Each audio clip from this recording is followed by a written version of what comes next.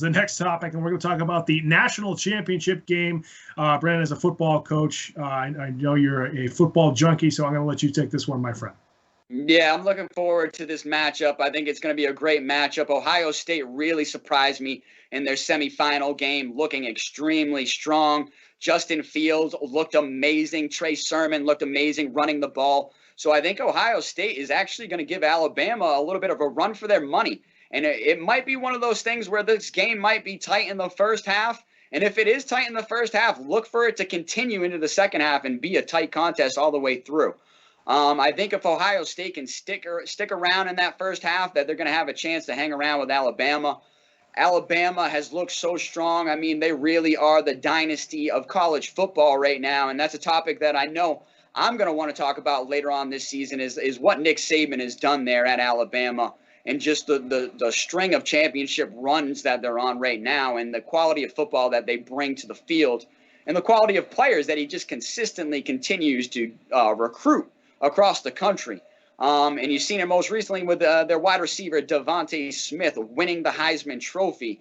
And he's going to be, I think, only one of 5 players to win the Heisman Trophy and then go on to play in the college national championship game in the same season. So I'm looking forward to this matchup. And like I said, they kind of both surprised me a little bit in their semifinal matchups. I thought Notre Dame would be able to hang around with Alabama a little bit longer. Alabama looked strong all season, but Notre Dame looked strong all season as well. They played tough against Clemson twice. So I really thought they were going to give a little bit more of a fight when it came to Alabama, but you really got to see the power of that offense driven behind Mac Jones and Devontae Smith. And then a guy that nobody's talking about is Najee Harris there. I mean, this guy just ran for 5 touchdowns a few weeks ago. I believe he's run for over 200 yards in a game before. So, I mean, they have both options of running the ball, passing the ball when it comes to Alabama. So it was just something that Notre Dame really couldn't stick around with. And then in the other game, like I said, Ohio State really came out and I think shocked the world. I think most people were picking Clemson and everybody's so in love with Trevor Lawrence. But I think you're going to see maybe NFL teams honestly taking a step back and looking more at Justin Fields now because he came out and had a great afternoon, blew away that Clemson team, and is going to look good going into this national championship game against Alabama. Yeah, Fields looked great in the semifinal game, especially because he got injured midway through the game, came back, shook off the injury. You could see he was limping around a little bit, but still played, fought through it, and threw for, I think, 5 touchdown passes, might have even been 6. I still would take Trevor Lawrence over Justin Fields. It's not a huge gap, but I think I would take Lawrence there. But the biggest question I had in that game, too, was what happened to Clemson's defense? And I think things that we forget is how many good players they had on that side of the ball last year that went to the NFL. I mean, you had the 2 big defensive tackles in Dexter Lawrence and Christian Wilkins. And then, of course, they had their starting safety, I think it's Troy Turner, who had to sit in the first half because of a targeting penalty. Then their middle linebacker got a targeting penalty in the playoff game. He missed the entire second half. So their defense wasn't quite like it was last year, and you could see that especially in the second half against Ohio State.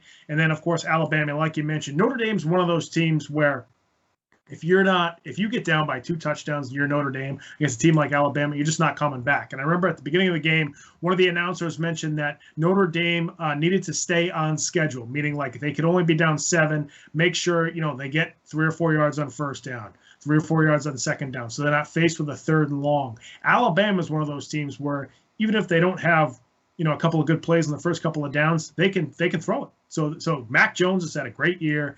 You obviously have Smith, who's an awesome receiver. Imagine if they still had Jalen Waddle. I mean, their offense would be unreal. But like you mentioned, Najee Harris, Smith, Mac Jones throwing the football. I mean, and Alabama's always got a good defense. So I think it's going to be tough for Ohio State to beat Alabama. I think it'll be a fun game. I'm excited to see the 2 quarterbacks go at it and the 2 offenses go at it, but I think this is going to be Alabama's year once again.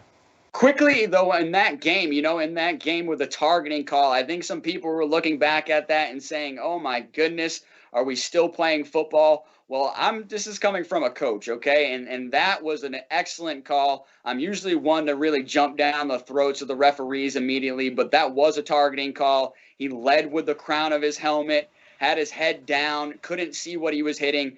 that call was more for the safety of the defensive player than it was for the offensive player. So I just want people to realize going forward that, hey, football has changed. We're now into heads-up football and protecting players, and that call was 100% right.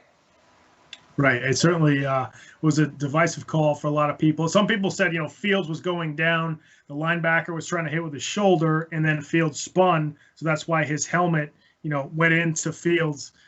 We could play semantics all day long. It happens in football all the time. I think they have to look at One thing they have to look at in college football is, should that player be ejected? I think that's the biggest question with the targeting penalty. And I think there can be different degrees of a targeting penalty, too. You used to see, I remember when Brandon Merriweather was on the Patriots, he used to spear players, and that's when I would say kick him out. But I think with that play in the Clemson game, I don't think he was intentionally trying to spear Fields. I think it still wasn't the correct way to tackle. And like you said, it's meant to protect the defender because he's the one who's ducking his head. But should he have been ejected? I don't know. I think you can probably change the degree of the penalty of that rule going forward for college football. Whether or not it should be ejectable on that first offense. And, as a coach, I could see it just being a personal foul call on that first one, and on the second one, having it being an ejectable offense. Yeah, it's almost like a technical foul in basketball.